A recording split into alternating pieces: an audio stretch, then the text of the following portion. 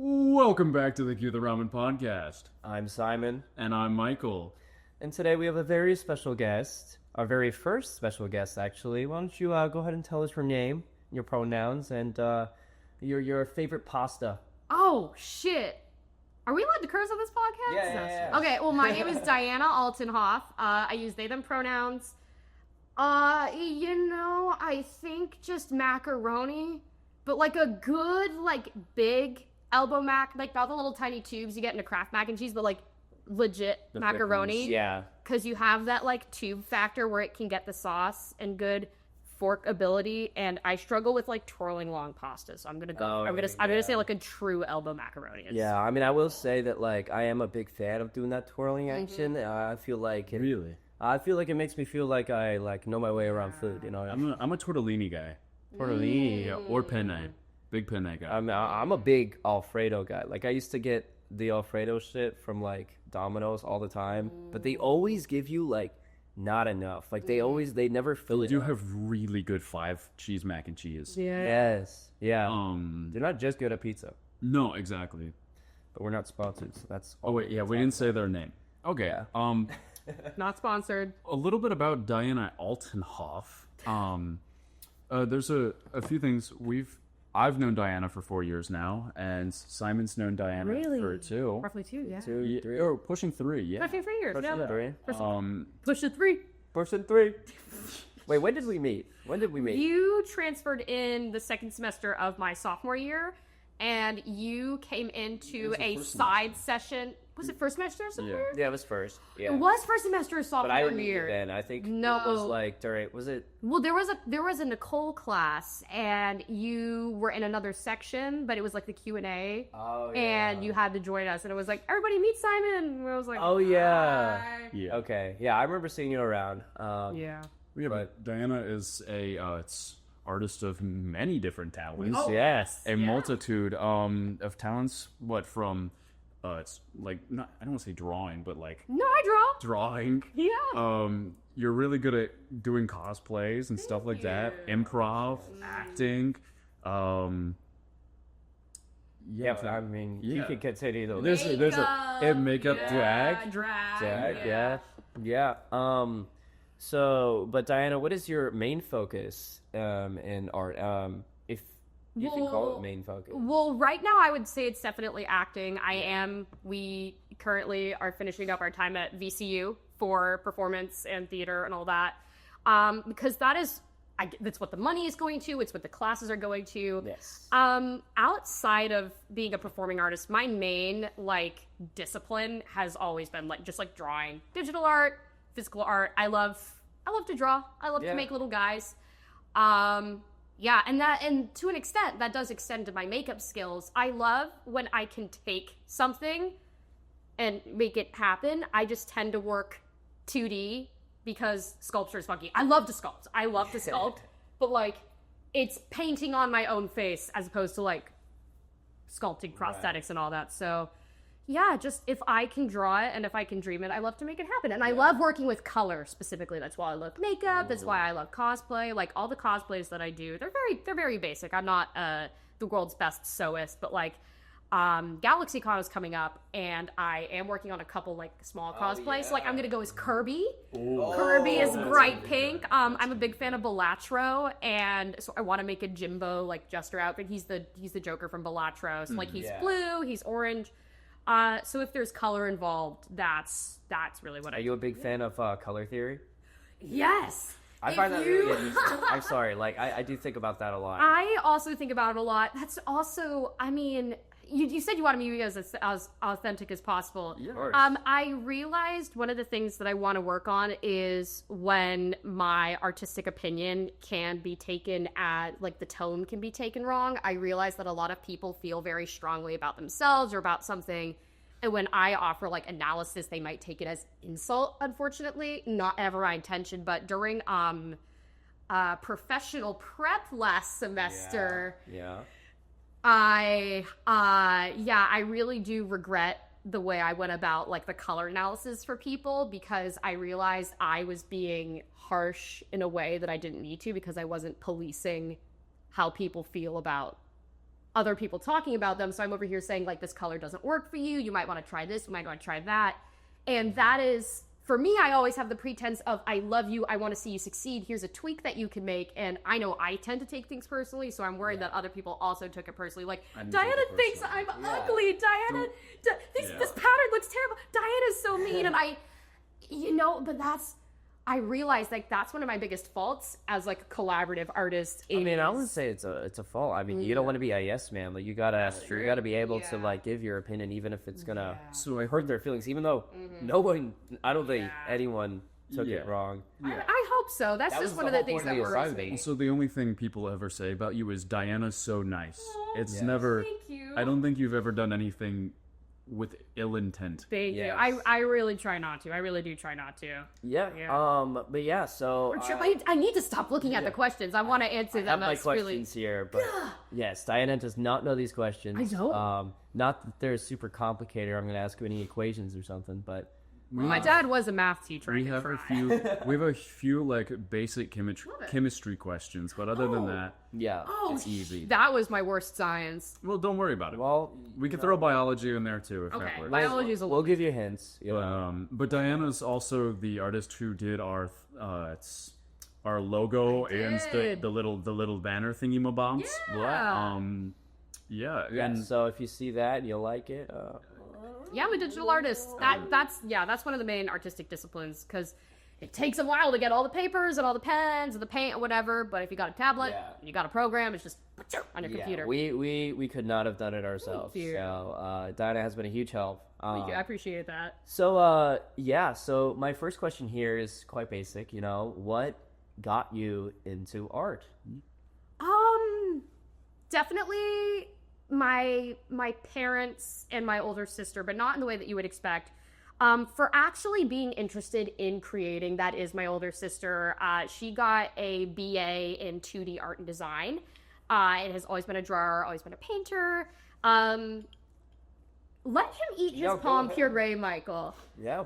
No one said it is beautiful. Anyways, my sister is an artist, lifetime artist. She recently fell out of it.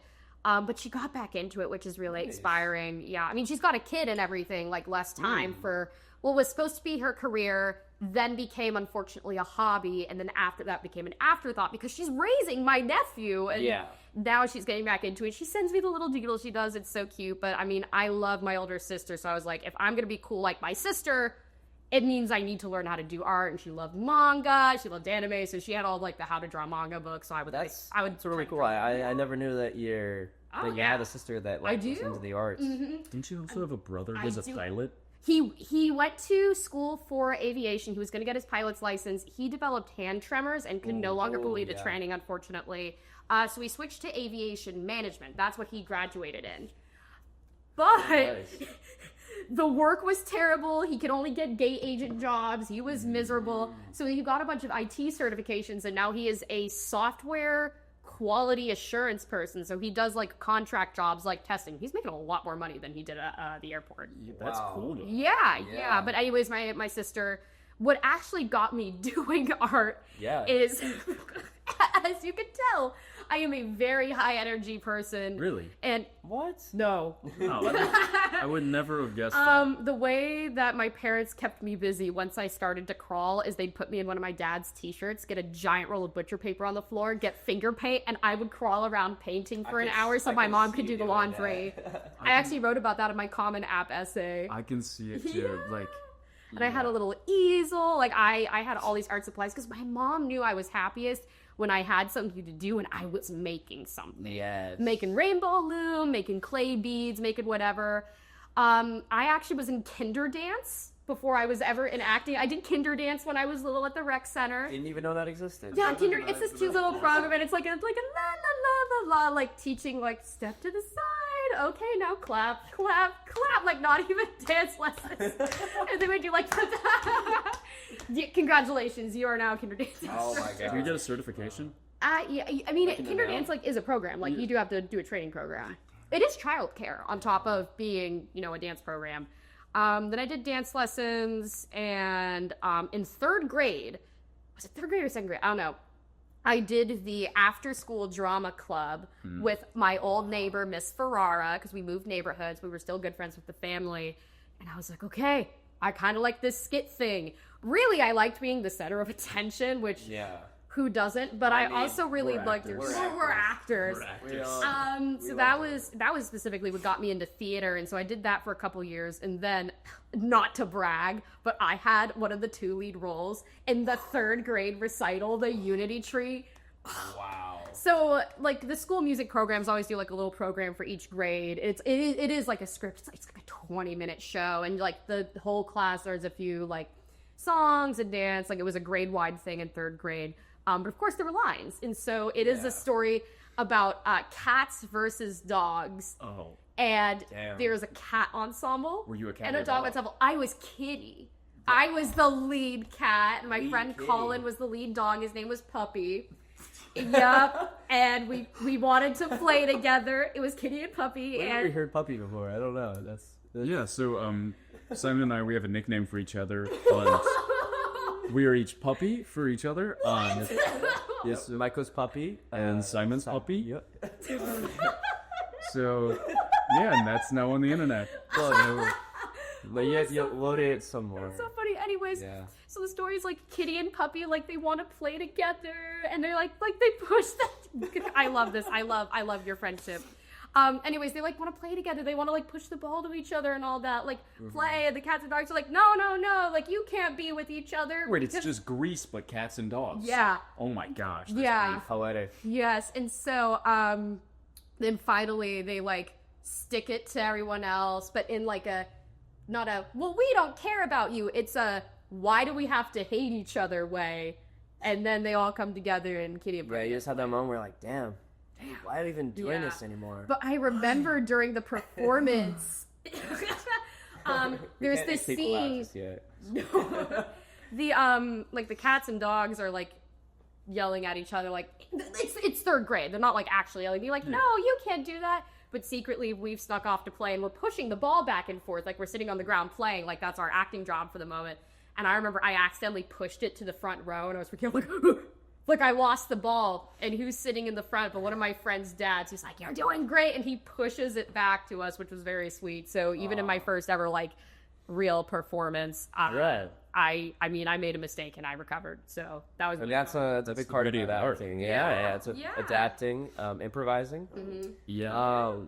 But yeah. And then I did theater in middle school, and then I did theater in high school, and now I'm doing theater in college. I also did choir, and I did visual arts. Actually, one of the main things about me as an artist is I've done so much, and it's so hard to choose where I direct my time. In 8th grade, I genuinely had the dilemma, because you have to choose your electives for 9th grade. Do I take theater 1? Do I take choir? Or do I take art 1?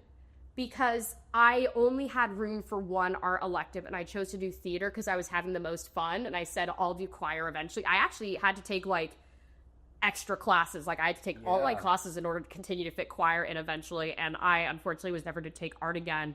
But at the end of my 8th grade year, because that's what I did all of like middle school, like you only did the one musical a year, I was in art classes.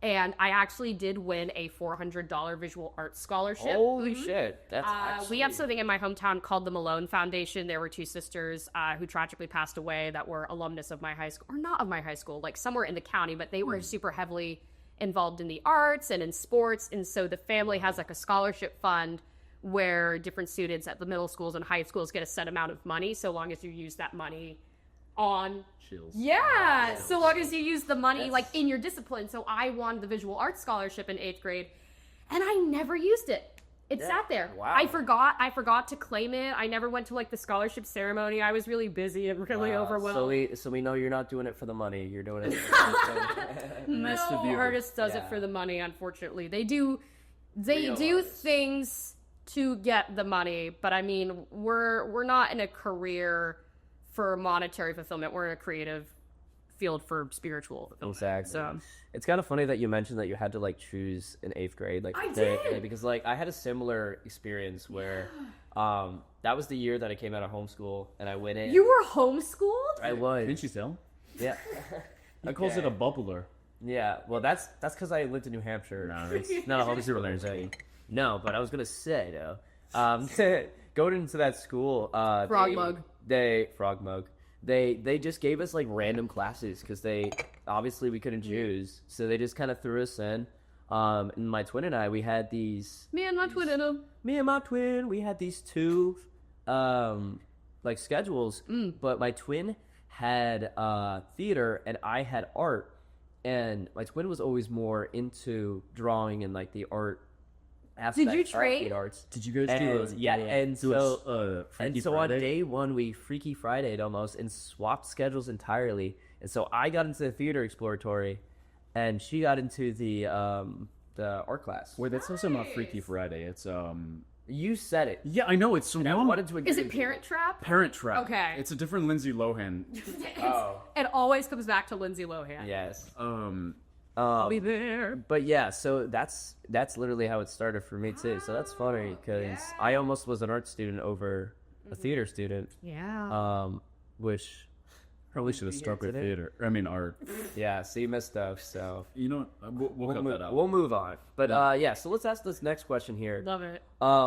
So what do the arts do for you that nothing else does? Oh. Why do you keep doing it? Yeah, you're talking about the spiritual, like, The aspect spiritual and fulfillment. Well, again, literally, it is the act of creation that calms me down. Knowing that I made something, knowing that I made something that I like, that I'm proud of, and not even like it has to be super quality, but it soothed me to say, I want this thing to exist. It will take a lot of time, but the physical act of doing it will soothe me and calm me down. And now I have the thing. Like, I love to draw because I love personally making the drawing come together, knowing that I have the concept and the physical sensation of the colored pencil. Like, it's a wonderful tactile experience. That's why they had me, like, crawl on the floor with the finger paint, because I got to see the color and I got to make it happen. And that's something that nothing else can really do for you, right? I really think so. I mean, and that's more like the physical, like the fine arts, as opposed to the performing arts. I think what the performing arts do for me that really nothing else can. Again, it's the idea of I made something that wasn't there before, but this time it's a shared experience that is like not a tangible physical object. Like, I have given you a memory. I have given you a moment in time. I have given you a story. And it's a way for me to be seen, but to contribute. Not in a look at me, I have to be important. It's look at how I can take the playwright's words and help it come to life. And I feel like that's a very noble answer, and honestly, it makes me feel the most seen and the most special. I will be honest, I'm 22. We're still developing and working on ego death. Like, we're still egocentric beings. Yeah. And literally meaning, like, focus on the self. Like, ow! I hurt my knee! I don't really care what other people think because my knee hurts right now. You know, it's literally focus on the self, so... Yeah. Yeah. Speaking of, like, focusing on the self, Diana and I, we took a class called Solo Performance where all we did was focus on ourselves. Yeah. And, I mean, for me personally, it was a very therapeutic experience. If you'd like to talk about that a little Yeah, bit. well, I wouldn't say we focused solely on ourselves. We did have to be witness to our cohort. We were in a group of 10, and our two facilitators, Dr. T, the professor, and Jeremy, her assisting and Facilitator. her like TA, basically a facilitator who's not like a grad student TA, but the class assistant basically. Yeah. Actually, no, I don't want to diminish him to that. He was like the facilitator. He was like a co-facilitator with her. Like, she's the big facilitator, and he is supplement. He is another amazing body in the He's still learning and yes, training. he's training under her. Yes. Anyways, well, because you have to be witness to each other's journeys. So a lot of it was focusing on trust, focusing on listening, receiving, non-judgmental critique that was focused on the artistry and like how to better communicate the story, not necessarily like, well, because your feelings about it didn't matter. Like, well, I don't like that you said that. I don't like that you did this. Like, that wasn't the point. It was exploration of the self, past experiences, the life story for artistic liberation in a one-person solo performance. So, like, it was stories about our lives, about our experiences, our feelings, like what we've witnessed, what has made us us. It was all about rite of passage moments, the moments where you no longer see the world in the same way. You are fundamentally changed, like you are progressing forward in a way that is now altered from where you were. Yeah, and you had to play every single person. So in my show, I was my mom, I was my dad, like I made the words to be these people. And the other thing was impellation, which is, as opposed to being compelled is like obligation, like politeness, like niceties. Like when your roommate came in, I was like, oh, I have to say hello. Hello, my name's Diana. Lovely to meet you. As opposed to, like all of a sudden, impellation is like the story is revealing itself. Like it is coming out for you. It is like the projectile vomit. You cannot hold it in. I know that's gross, but that's the analogy she likes to use. Like, and the main thing, you could like choose to like, oh, I have to sneeze, but I'm gonna hold in the sneeze, or like. But then it hurts. And then it hurts. Or like, when you maybe like feel like a little bit of tension in your stomach, you don't have to fart, but you could fart, and you choose to fart. Yeah. No, As opposed to, I love these I gotta poop. I love these analogies. I talk about poop so much. I'm sorry, YouTube, or wherever you're listening. Hey, we're a pool podcast. Don't worry. We're pro poop. What did you talk about in episode 0? Poop. Mailmate. We really? talked about kind of like the best shits that we've ever had in our life. I love it. So they just brought us to art. Anyways. Simon's a shit anywhere person. I'm not. Like. Okay. Wait, are you a shit anywhere person? Well, if you take a left over there, you can actually see. Okay. Make me I ran out of doggy bags. You're gonna have to pick that up when you're All right. Yeah. All right. Yeah. Solo performance was. Yeah, solo performance was really beautiful, and as an actor and just as an artist in general, it was incredibly liberating because I had to stop worrying about what other people were gonna think, and I simply had to worry about I'm doing this, like I'm getting this done, I'm getting it on stage. They're gonna be witness to it, and their opinions are their opinions, their thoughts are their thoughts. What it matters is I went through this process, I birthed this thing, and now I'm going to perform it and cover my ground.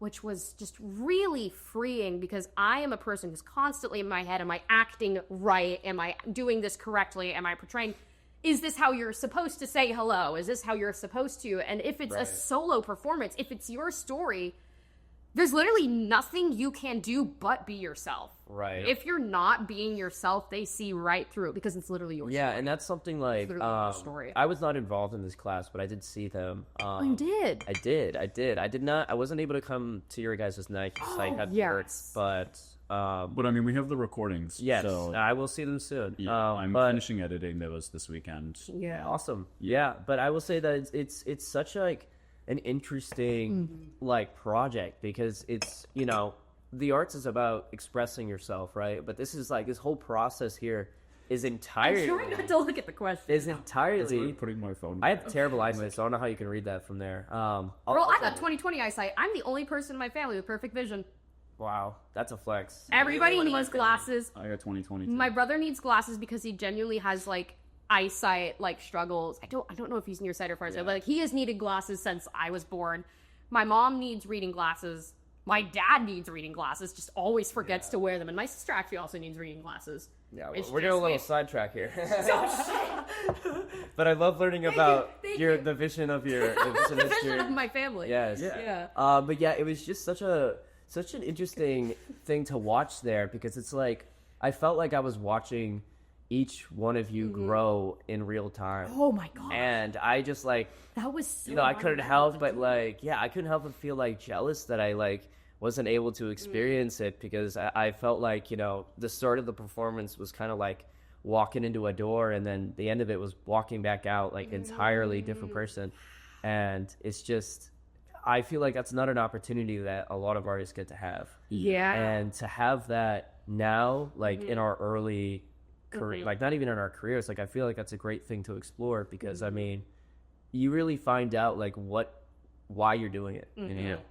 Oh yes. And so I can't wait to see your guys' specifically. I mean, the 4 I saw was insane. Yeah. I mean, I didn't know there was a class like that. So Yeah. we all have regrets. Yeah. I didn't know there was a class. I didn't know that was even a class. Like I had vaguely heard of it until I had a bunch of friends in the grade above us, not the grave. Oh Lord. Damn. A bunch of friends, and they were like, Diana, we're in solo performance. And so that whole final semester that they were in it, they were like, oh, we're exhausted because of solo performance. I was like, is this a bad class? They were like, no, it's the best thing ever. And And I was like, can you tell me about it? And they said, no, we're not allowed to. Yeah. Like, there are things you genuinely wouldn't understand, like concepts we can't explain. You just have to experience it. And I was like, oh. Yeah. Okay. And then I went and saw the performances that they did. Like, it was interesting because... I have to take this. I really want to do this. I want to try. I had Actors Studio with a lot of these people that were in that class. And one of the first things I heard about, like, that class going on, like, they were like... Because they were telling our professor, they're like, hey, by the way, our professor wanted to let you know that we might be, like, slightly depressed coming into class or something. Because, like... For reference, this class is... twice a week for 3 hours. Yeah, and it's usually the last class of the day, but this time for the middle of the day. Like, it's a very intimate class. There's a lot of psychological exploration, a lot of deep stuff. Like, it would almost be like glazed over, like coming in, and then we'd have to like perform Three Sisters, which was just insane. And I was just like, wow. I mean, I don't think I've taken a class where I just get out of it and I'm just like, I don't know, fulfilled but also drained that much. I mean, it's... Every time we would leave that class, I often worked afterwards, and I would either bike or Uber, and the entire time I would just sit in silence. Mm-hmm. Like, I would get to work and I would just go and they'd be like, hey, how are you? I'm like, huh? Yeah.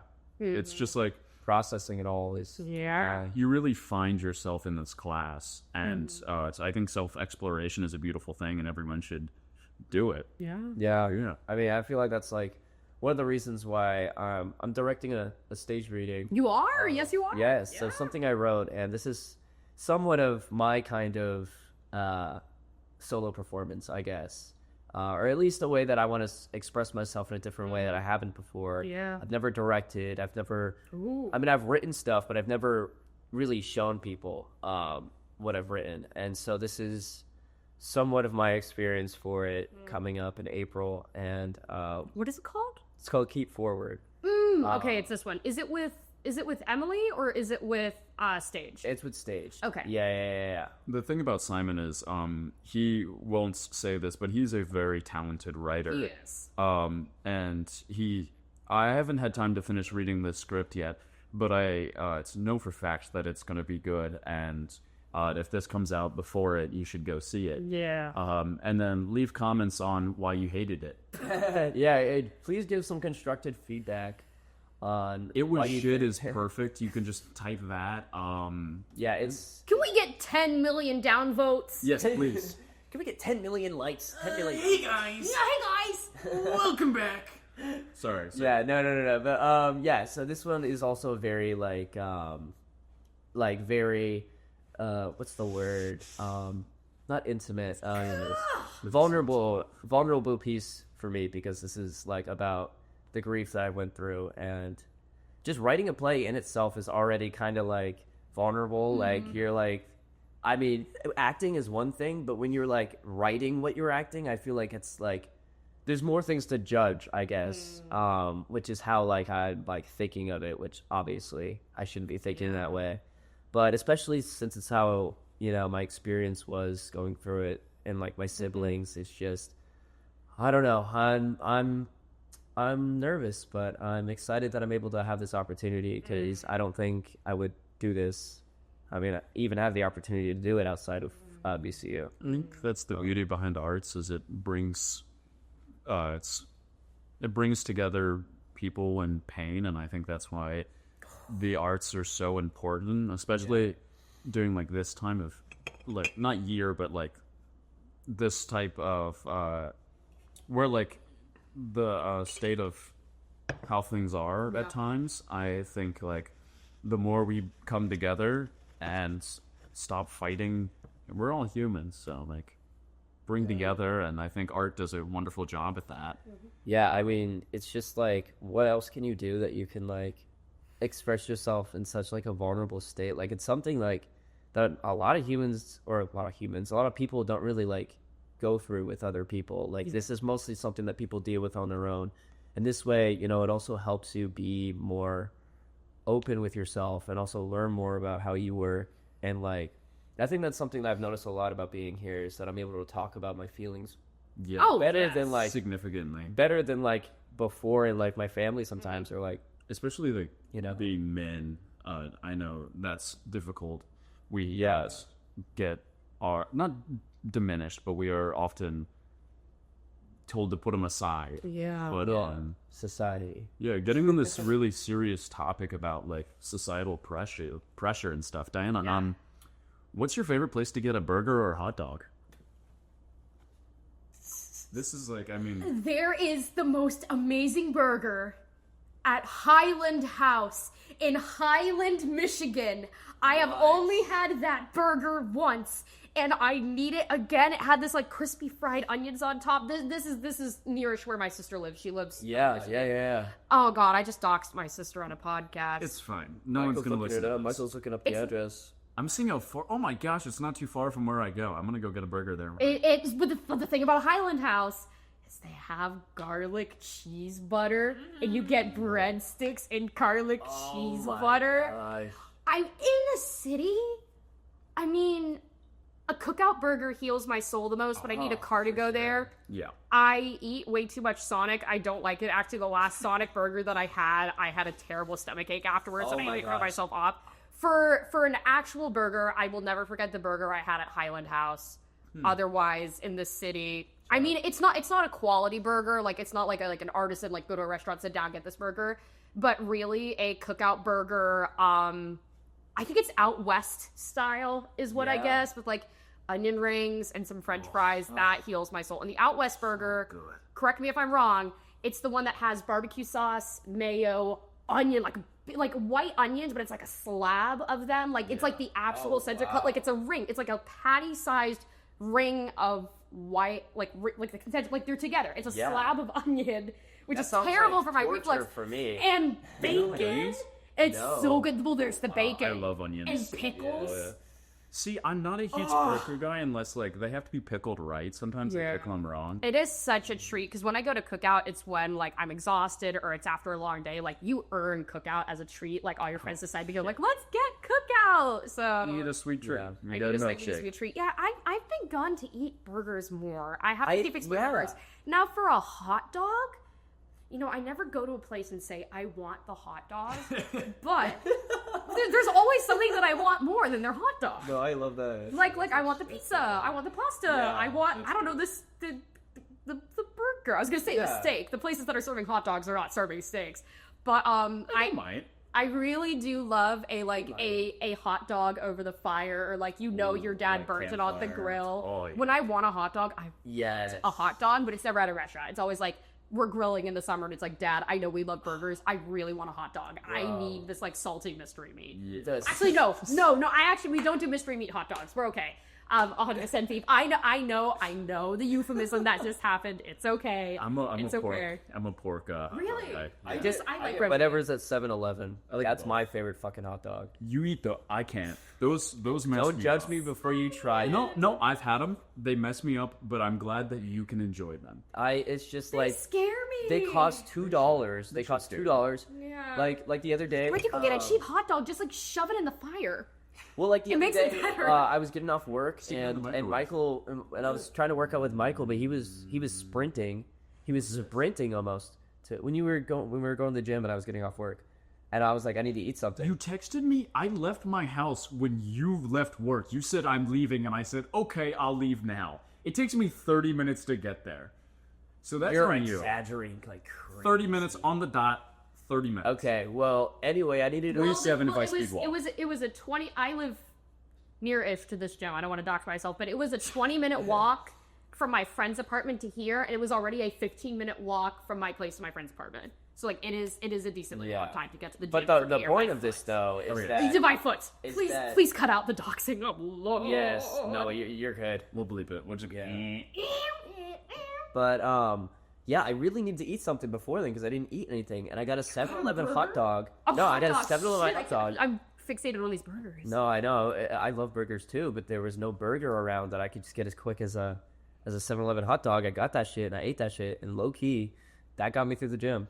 Yeah. That got me through the gym, and I was really craving burgers, and I did go to Sonic, and I mean, I went to your apartment after that. You saw me. I was like, Yes, you did. I was like, Yes, you did. Simon so appeared in my home with a giant burger and a burger hat because he was so in love with the burger. I'm Mr. Burger. You know, my Mr. Burger. my Minecraft username for a while was Simon is for burgers. Was it Really? It was. Wow. That sounds like I'm making it up, but it's real. I loved burgers. The one burger I hate is a turkey burger. I have tried. Yeah. We eat them a lot in my house, and they just I Yeah. think my mom has realized since then, like, it is not a conducive protein for our family, so she switched to like other like healthy proteins. But a turkey burger, thank God, I'm free. But yeah, we're gonna get back into a little bit more of the arts. Okay. A little break for y'all. Just, Burger segue. Yeah, a little burger Burger segue. day. I love But segues. here's a little bit of a tough one. What is the most challenging thing about being in the arts? Yeah, because like, You didn't want to ask that before the burger when we were talking about societal pressure? No, the thing about societal pressure was burgers or hamburgers. Are they? Or, I mean, burgers or hot dogs. Is a hot dog a sandwich? But that's not. We don't want to get into politics here. We're just we're sure about the arts.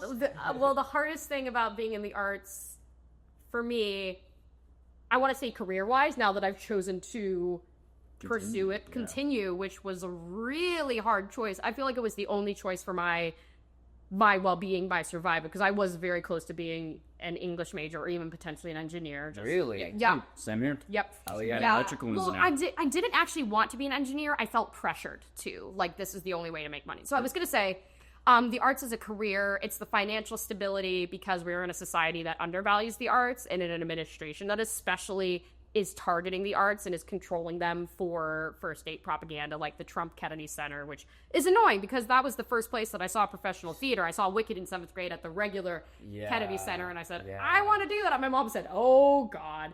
Now there's 2 artists in the family.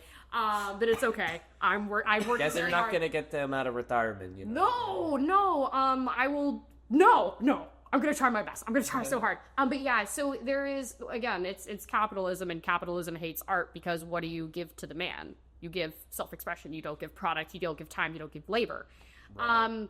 Personally, for me as an artist, the challenge that I deal with on a day-to-day basis is mental health and insecurity. Again, I was talking a little bit earlier about like I was worried about how I was proceeding in class and all that kind of stuff. I am somebody who constantly assumes I'm wrong. I'm doing something wrong. I'm messing up. I'm constantly in fear of disappointing other people. So really, until this year, until solo performance, it was very personally and artistically liberating. I was gonna say, since then and you're much more unapologetic to it. Yes, I stopped apologizing so much. My biggest acting sin is what we call indicating. It's when you're not actually doing believable behavior, but you are doing the idea of the behavior, hoping that people will get it. So I was trying to open the door correctly.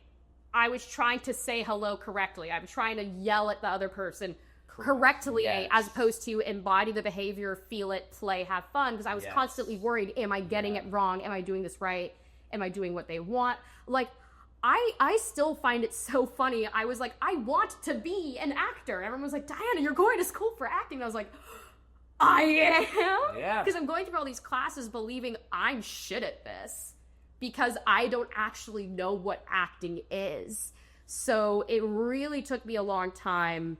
And I still struggle with it because then it's the validation of like, well, did I do it truthfully? Did I do it believably? Now, are people receiving this? Did I make compelling choices? Did I give other people a place to stand? Like, I am always worried about my position with other people. Diana's a very selfless person, so this is something I know is on your mind, and it's very important to not let yourself fall into. Thank you. It's a trap. Yeah, it's a trap. Mm-hmm. Yeah, there is a constant need to impress other people.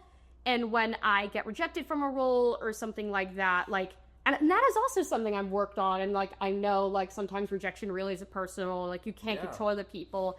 But I genuinely believed like if I didn't get a role or something, or like I even got like a lesser role in a class where the teacher is assigning things and I have slightly less lines than someone else, I immediately took it as like I'm a bad person or I did something wrong or I'm worthless or X, Y, Z.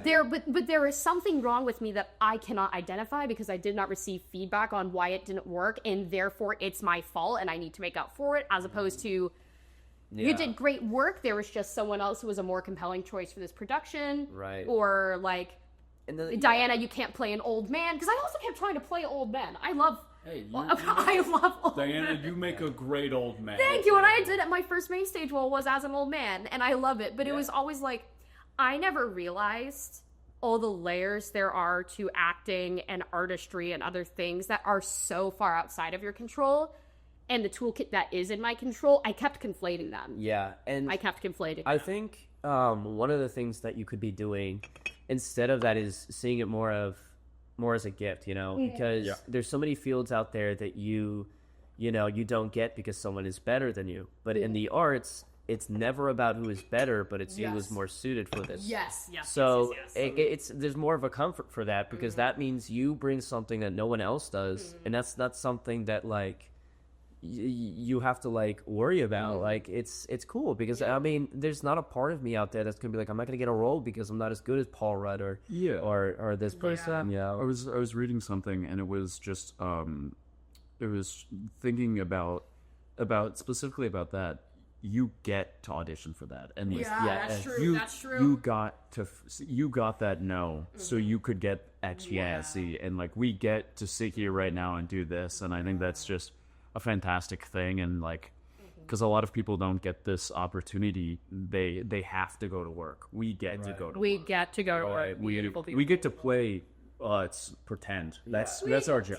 We get to express ourselves as a job. We get to And turn I make think- believe into real. Yeah, and I think it balances it out. With you may not make a lot of money. It may take you longer to get there.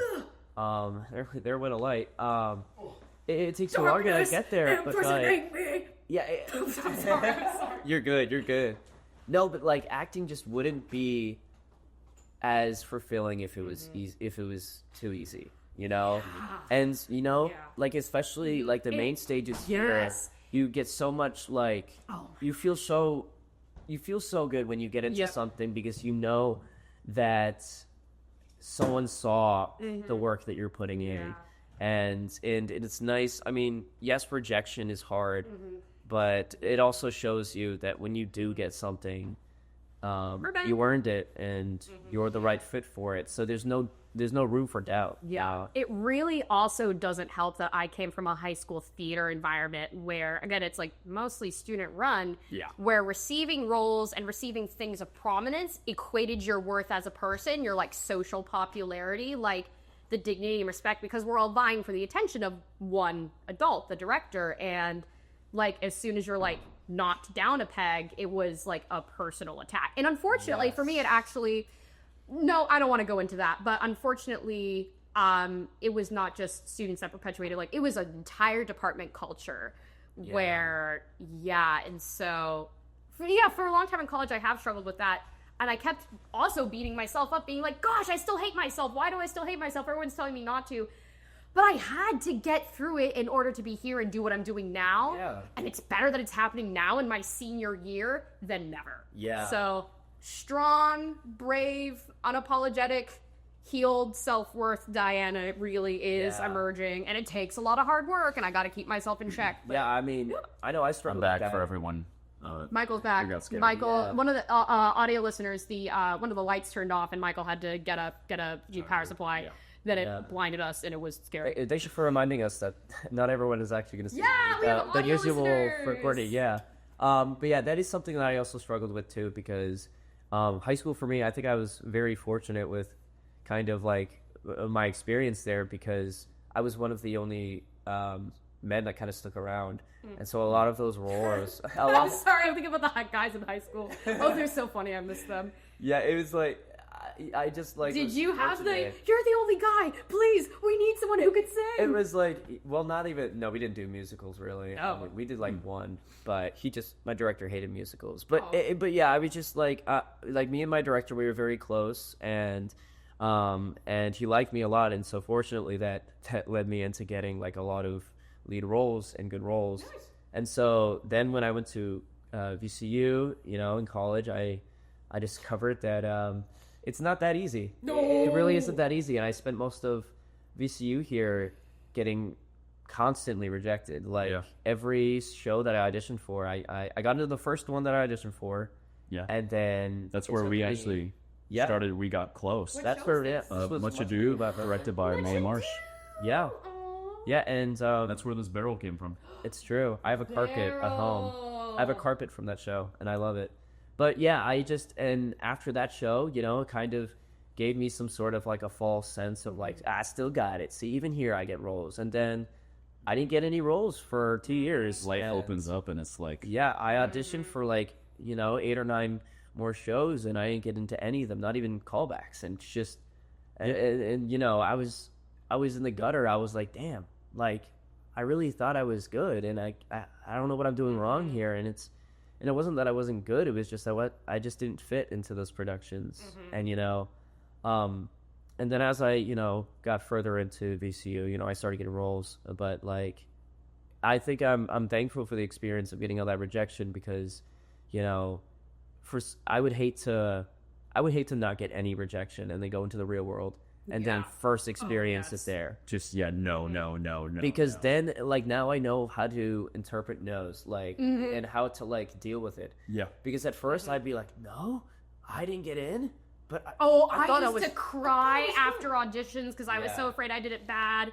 Then I would cry after callbacks when I knew I wasn't cast, because no matter what, I didn't pull through or whatever. And now it's like, oh, that was so silly. I wish I was nicer to myself. Yeah, exactly. It's so important to be nice to yourself. You're the only you that you have. Exactly. Speaking of like being nice to yourself, yes. What does art do for you in those challenging moments? Because like, I know you were talking about a little bit how like you get the satisfaction from drawing and stuff like that. This is more recent, but finally it's the idea that I made something and I can stand behind it and it stands on its own. It really, making art is like proof for me that like I can do things with myself, and I am conscious with how I proceed with myself.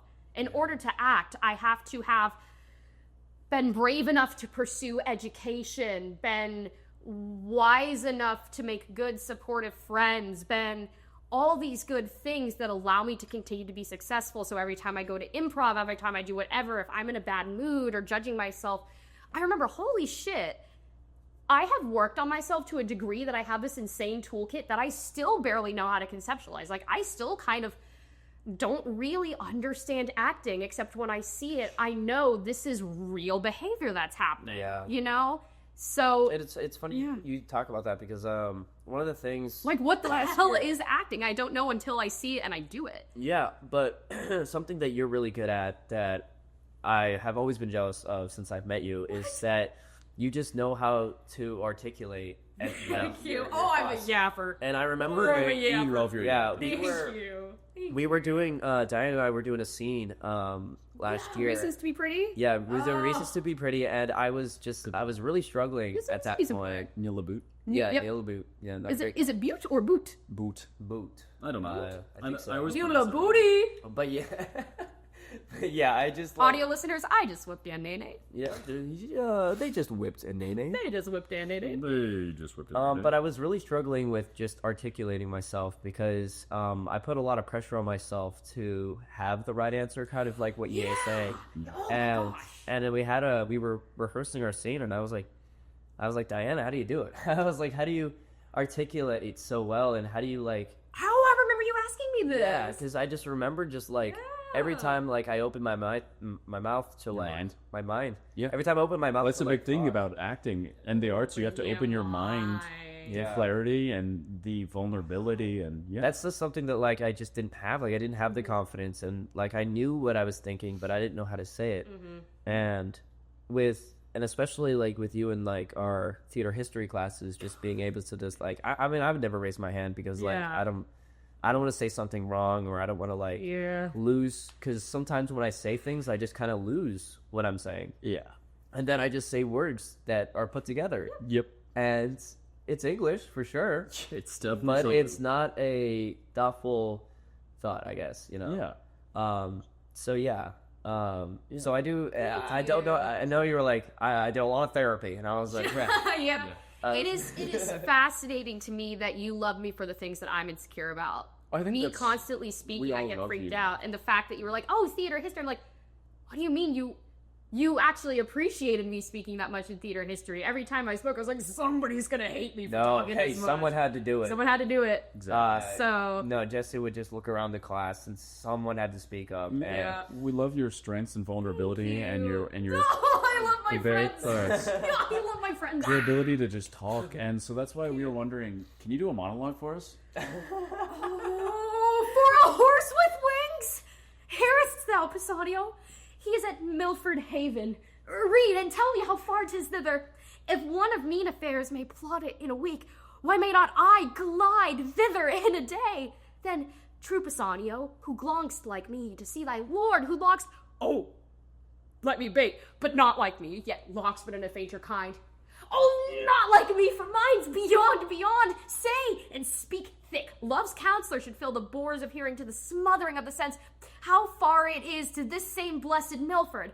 And by the way, tell me something. Okay, that's where I'm going to end this. That's good, guys. Hey. That is Imogen from Cymbeline, I believe, Act 3, Scene 2. I don't know. For us just throwing that at you. Honestly, I don't think I remember my monologues. Oh, Lord. I know 4 lines from a monologue. Mm-hmm. Yeah. And is it thy will thy image should keep open my heavy eyelids to the weary night? Oh, that's a good This is all some classical ones. What is it? I have the Sebastian monologue memorized, and I can't even think of it. What is this pearl I'm holding or something like that? And I had the shit. Oh, Richard III? Yeah, the Richard. No, is that Richard III? Edmund. I had that one memorized. Edmund. Edmund. Was ever a woman in this humor wooed? Was ever a woman in this humor won? I'll have her, but I will not keep her long. What? I that killed her father and his husband. Oh shit! I that killed the pressure is her on. husband and his father to take her in her heart's extremest hate, with curses in her mouth, tears in her eye, the bleeding witness of my hatred by, and I know bars to back my suit at all, or I know friends to back my suit and all, but the plain devil and something about having God her conscience in these bars against me, and I know friends to back my suit at all, but the plain devil and dissembling looks, and yet to win her. I don't think I've even all the world seems nothing. this. Yeah. I do mistake my first and all this while. Upon my life, she finds, although I cannot myself, to be a marvelous proper person. Shine out, fair sun, till I am but a glass, that I may see my shadow as I pass. Yeah. Thank you. Thank you for Yeah, that. and They then call me Willie Shakespeare. we got like 2 more questions for you, and then we'll Nice. let you be free and not keep you trapped anymore. So I am not trapped. I am willingly here. That's fair. Yeah. So, Michael, do you want to ask it, or you want me to ask it? Well, I've been talking a lot. Do you want to? Wait, which question? I'm so excited to see which question you're going to choose. You have 2. I guess well, you we have to have ask the 2. bottom one. Yeah, I'll ask the bottom. So I'll ask the top one. Do you Okay. want? Do you want to? Yeah. Okay. No, I'll ask the top. I'll do 5. You do 6, and then I'll do 7, so we can alternate.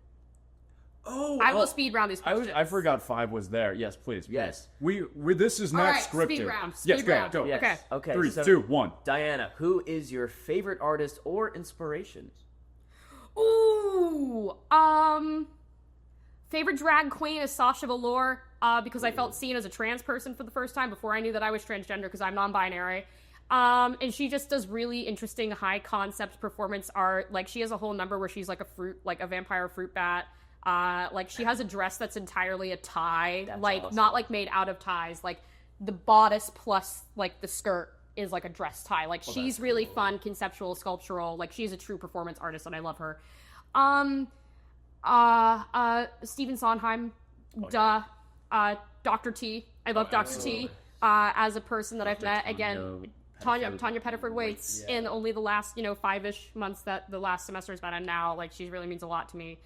My old high school theater teacher, Ms. Hawkeppel, who passed away in my sophomore year. She really is the heartbeat of everything that I do. Yeah. I think that's a good mix, but I will say I love video games. Like, that's the thing, is like, I've always wanted to code video games. I don't know how to do shit. Video games is one of my favorite artistic mediums that I didn't get to talk about because it's not one of the things that I do. It's one of the things that I like participate in. Yeah. It's not one of the things I make, but it's something I love so much. And I love Nintendo, and I love bright, colorful things, and shiny stars, and rainbows, and magic, and happiness. Yeah. I mean, shout out to. Those are great answers. Yeah. I Yes. mean, That's a lot of inspirations. And there's so many. I look for inspiration everywhere I go. And that's beautiful. And that's the wonderful thing about being an artist. And I think more people should do that. A lot of people choose like one person, and they're like, well, Jim Carrey. Freaking Fall Out Boy and My Chemical Romance too. They're musicians, but like my drag name is Deet Wentz. I named myself after Pete Wentz of Fall Out Boy. I love their lyricism. I love the creativity. I love their willingness to be themselves. And I mean, like, I was obsessed with emo, and I still am, but like that was my identifier in middle school. 2 pieces, this is my last resort. Visitation. Don't breathe. No, bring back emo. Bring back emo. Anyways, they were so unashamedly themselves, and they were wonderful for self-expression. So I still find myself reaching back to like the things that live in Hot Topic. Oh, I love Hot Topics. That was such a fun score for me. It's still so close to my heart. But yeah, I love Gerard Way, love Patrick Stump and Pete Wentz. I love all those crazy guys. Yep. They make me happy. Yeah. Awesome. Michael, do you want to ask the next question here? We talked about this in professional prep, but it's everything works out perfectly the way you want it. What's your dream? Where are you as an artist? Not just necessarily as an actor, but like as an artist, because like you do a multitude. In a dream world, Money doesn't exist. Everything goes exactly the way you want it. Your dream is go. I want to make Hello Kitty. I need to elaborate on that. I get to make fun sculptures and gallivant around Japan and Studio Ghibli's there and Hello Kitty. That was a terrible thing. I think that's also one of my biggest inspirations is like Studio Ghibli. I just want to make whimsical shit, and I want to make money doing whimsical shit. I want my art to be... I can't believe I didn't mention Studio Ghibli because my sister introduced me to them. That is one of my artistic bases. The first, like, real animation that I saw, I watched Castle in the Sky when I was, like, 4. Before that, I saw Madagascar. I love Madagascar. But, like, I am in quirky, esoteric plays. I'm originating world premieres. I'm doing, like, artsy movies with, like, Elijah Wood and Paul Thomas Anderson in A24. Hell yeah. Like, whatever I do, and I know I talked about it earlier, I'm doing colorful things that make you feel humanity. Like Little Miss Sunshine. And see the beautiful things in the world. That's why I said I want to make Hello Kitty. No, and I think that's perfect. I don't know. Like, I love cartoons. That's like the perfect Diana answer. I want to, like, embellish the world. I want to put stickers everywhere. And that might be, like, the sticker of the mind and not just like, look, I put a Hello Kitty sticker on here. That's great. I love that as a... I love to leave trinkets. I love to leave gifts. I want to leave gifts as many where as I can go. I mean, and not that you should ever be going specifically for fame or for one specific goal, because you will never actually achieve beyond that because you're plateauing and looking at one thing and not the course of your life. But I mean, RuPaul's Drag Race as a guest judge or as, a contestant would be amazing. Saturday Night Live used to be my dream when I was at high school. I really let that go because I let go of New York and I chose Richmond. But Saturday Night Live. And then also, I really love nerd conventions. I really love GalaxyCon. I want to be the kind of cult favorite that like I want to be like Travis Willingham and Laura Bailey. I say Matthew Lillard. And Matthew Lillard, like Matthew Mercer, like... Fuck you, Quentin Tarantino. Matthew Lillard is the best. I think the genre where I want to work and the people I really want to be surrounded by are the nerds that I look up to.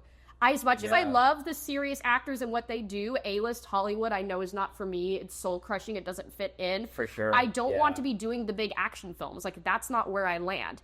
I want to have made something special, colorful, beautiful, that, like, I get to speak at, like, a big, like, Comic-Con convention about, like, I'm a guest of honor. Like, if I had to be famous in that way, that's where I'd want to be. Because there's so much heart and humanity with choosing to interact with people that way. Like, I don't want my life to be New York fashion, designer drugs, and I have to keep making in order to be seen and relevant. I want my work to stand on its own. I want it to make people happy, and I want it to last in a way that it brings them comfort or it moved them. Like, it's the performance that sticks out in their head, and my focus is on the craft, the delivery, the making. You already do that, to be honest. It's like, it's not like, massive mainstream, but you do that with the VCU arts community and the theater. Like, everyone else deep wins. Thank you. Like, I don't want to be a movie star. I want to be in movies. Like, I don't want to be, like, that's a good a superstar. Like, I'm already a star. Yeah, you are. I shine. You are a star. I'm a star. I really just want to be creative for the rest of my life, and I want to get paid to be creative. Yeah. The moment I lose that spark, I know I'm gone. Yeah. I mean, we both know that you're definitely gonna make it Thank in one of those aspects. I mean, how could you possibly fail with all that ambition? Yeah, you you. got a lot of spark. Yeah. Thank you. I just have to remember again, it's not personal, and I know it's a big, big world with a lot of money involved, and I'm a selfish who's trying, so I'm also trying to be realistic, but I will never let go of the intention behind the goal. Why be realistic? Might be realistic. You never know. Do it. We'll see what happens. Just dream big. Dream big. Yeah. Dream big. So this last question I have for you is something that I've been pondering just for so long. Okay. It's a very personal question for Simon. Okay. He's a little insecure about asking this. Yeah, I mean, you know, I was up all night last night, just kind of like wondering if I should ask this question. You know, I couldn't sleep. Would Michael look good without a mustache? I can show you the photo of me without a mustache. No. That can't help. Before. Like, this is like would Michael. First, give your answer, and then you can see. I'm sorry. I don't know. Wait, yes or no? Yes 3, or no? 2, 1. No! Yep, and that's fair. This is Yeah. exactly. What Hey, why don't you show the is- camera? Is that... That's my license. No one's allowed to see it. There's a lot of visual interest that it creates, and you already have very like sharp angles to the face. Now you have this round thing that also like creates another visual focal point. My nose? Your mustache. Oh. Your mustache. But like you have like the sharp jaw, you have the dimples, like the mustache adds. I mean, I love texture, I love color. Like I keep saying, I love variety. Yeah. The mustache helps. I apologize for saying you wouldn't look good with it. You know, look good no matter what. That's why I keep it. The mustache is a signature that really works for you. Michael and I, we both know that We're facial hair men. we're facial hair men, and if we ever I had to wouldn't shave it know. off, we would. We look like children. Yeah. Yeah. Did I- And I think it's also what it is like you look good with it because it ages you up. Yeah. Yeah. I mean, people think I'm perpetually 15, which sucks, but it means I'm just gonna look young and forever. Yeah, that means you can play younger roles That's true. for a long time. That's what I always told myself growing up before I grew facial hair. I was like, well, at least I can be in the next 13 Reasons Why as a 30-year-old. Yeah. Even though I think that would be... Joe Keery in Stranger Things. He's still playing like a 19-year-old. And he's fucking 30. Yeah. But that's how you make the money. That is how you make the money sometimes. And what's one last thing you want to say to the 4 people who are listening? And I think it's us 3 and George. So if this podcast somehow blows up and you're like scrolling through the recesses and you know Michael and Simon are like established podcasters, like this enters the cultural zeitgeist as something that people listen to, I just want to be delighted wherever I am in the 5 to 10 years. You know, like and if you hear this, you're like, oh, whatever became of Diana? And like, I'm not living my life as an artist. Trust that it's because I'm making the best decisions for myself, and I've let myself change and go with the flow. Yeah. And be nice to each other. Always interrogate history and where you stand. Art is inherently political.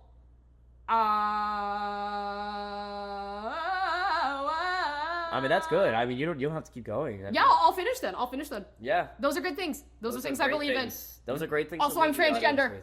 Yes. in. Yeah! Don't you forget it. Don't you forget it! well, thank you, Diana, Thank for you. being our first dream guest in our podcast. Jeez. Okay. I've been like itching to do that. But yeah. Until next time. Yeah. I really liked. Wait, I want to say. I like that you said I want to put stickers on everything. I want to put stickers everywhere. I feel love like stickers. that's my motto for you now. So I'm gonna put stickers everywhere. So guys, Watch out for stickers. Watch out. watch out for stickers. Thank you. Thank you.